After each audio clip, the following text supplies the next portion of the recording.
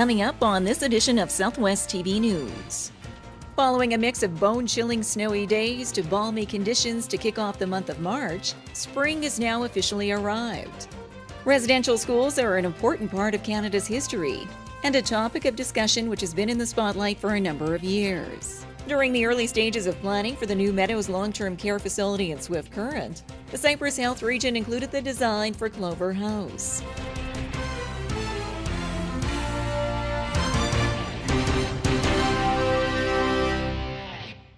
Thanks for joining us here today.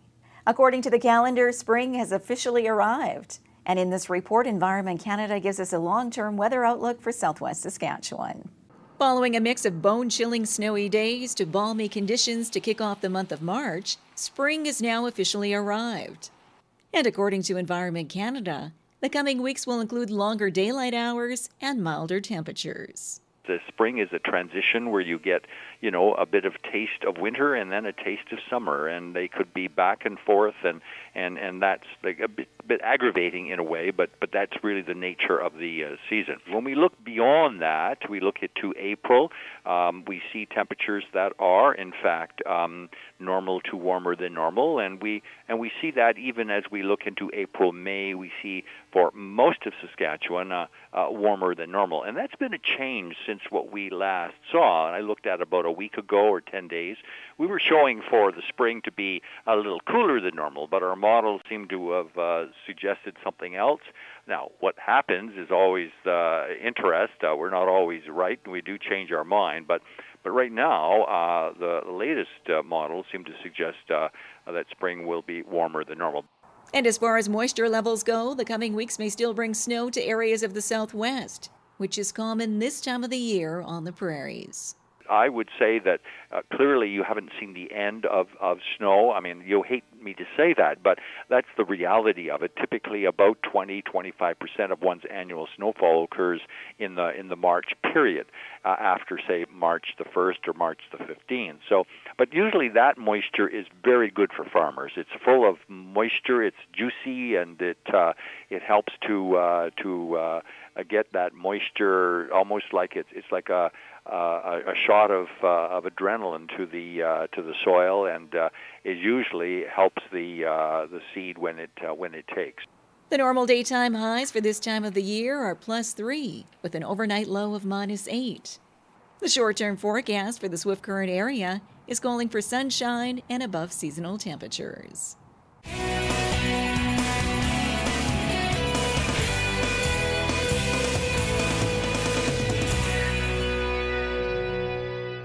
For over 12 years, Southwest TV News has provided the visuals for the defining moments in our community. Support your community and help us to continue our work. Support our sponsors by watching the ads on YouTube and by clicking the ads on our website. Pennies per click, which will help us continue to bring you the award-winning news coverage you've come to expect from Southwest TV News.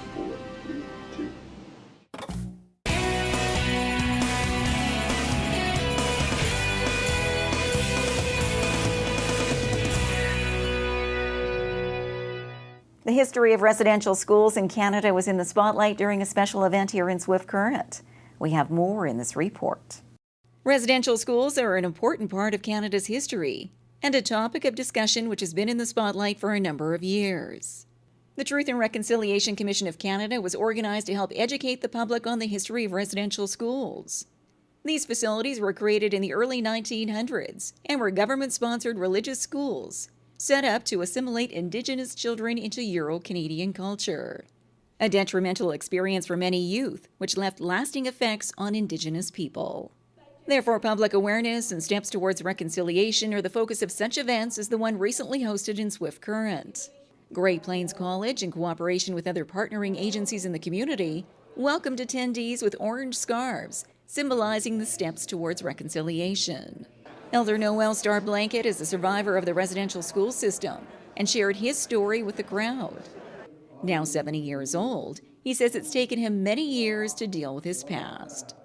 Only 30% of people in the prairies know and understand anything about the effects of residential school and the trauma, the hurt, and the reconciliation that is needed to happen from all of that. And so when I was invited, I jumped at the opportunity to come and share my experience of 11 years in an Indian residential school, the trauma and pain that I went through, to 37 years of recovery.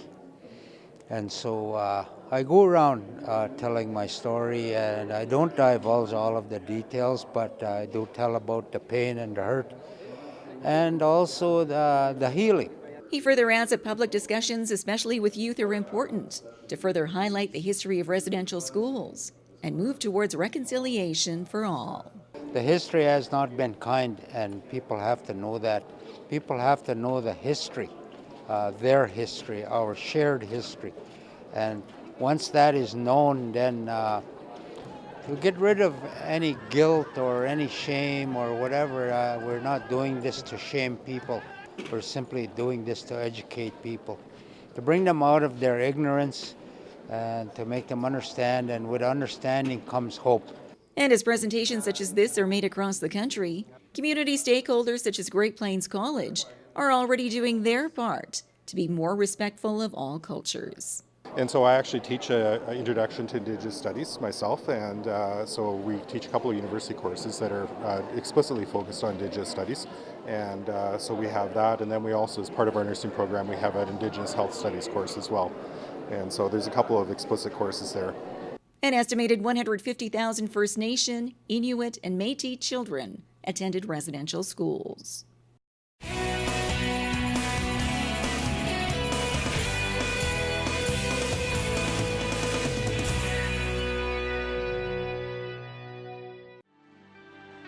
Henry Richard, Provo, Russo, all those guys that had played. He faced off against Pocket Rocket Richard. Rocket Richard, he was the referee for the game. Our line scored a goal. It was just boom. It was loud. Yeah, it was a lot of good times. The Cypress Health region is calling Clover House a success. We find out why in this report. During the early stages of planning for the new Meadows long-term care facility in Swift Current, the Cypress Health region included the design for Clover House, a 15-bed short-term home offering respite, convalescent, and palliative care for residents of the Cypress Health region.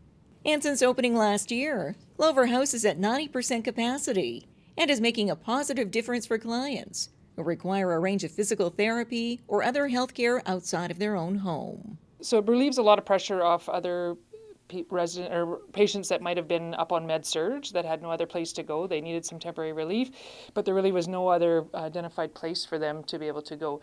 So now we have 15 beds over there. We currently used to have 2 respite beds over at the care center, and we had a palliative bed at the lodge in the Palliser, but now we have 15. So this is largely helped our capacity within Swift Current and surrounding areas for respite, palliative, and convalescence. We're seeing huge success in getting people back to the community as having the Clover House. 77% of our people are actually going back to the community, where before we were projecting about to be 45%. So that's almost double that we're seeing success of actually getting people rehabbed strong enough to be able to return home. Schwann adds that the model of Clover House is also unique in the province compared to other facilities. Yes, and the multidisciplinary team and attaching to home care is the most unique,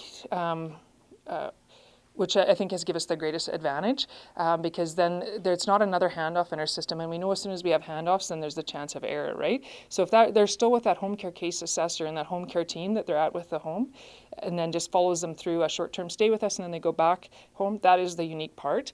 Respite and palliative, and those programs happen throughout every health region.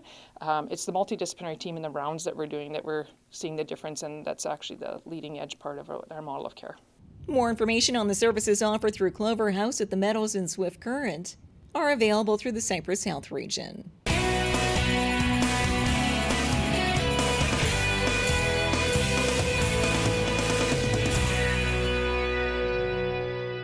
Market Square is a summer tradition in downtown Swift Current, and organizers are now searching for entertainers food vendors, and artisans to be part of the excitement for the upcoming season. Contact Marlene today at 750-7888 and spend your Saturdays in downtown Swift Current this summer. Market Square, proudly presented by the City of Swift Current, Standard Motors, Innovation Credit Union, and Southwest TV News. Well, this brings to a close another episode of Southwest TV News, reporting the stories that matter to you. We always welcome your news tips. You can always reach us here by phone at our studio or by email to contact us at southwesttvnews.com. Also, be sure to join us daily online for the latest news from across Southwest Saskatchewan and so much more at southwesttvnews.com. And be sure to follow us on a range of social media. Thanks for joining us here today. I'm Carol Andrews.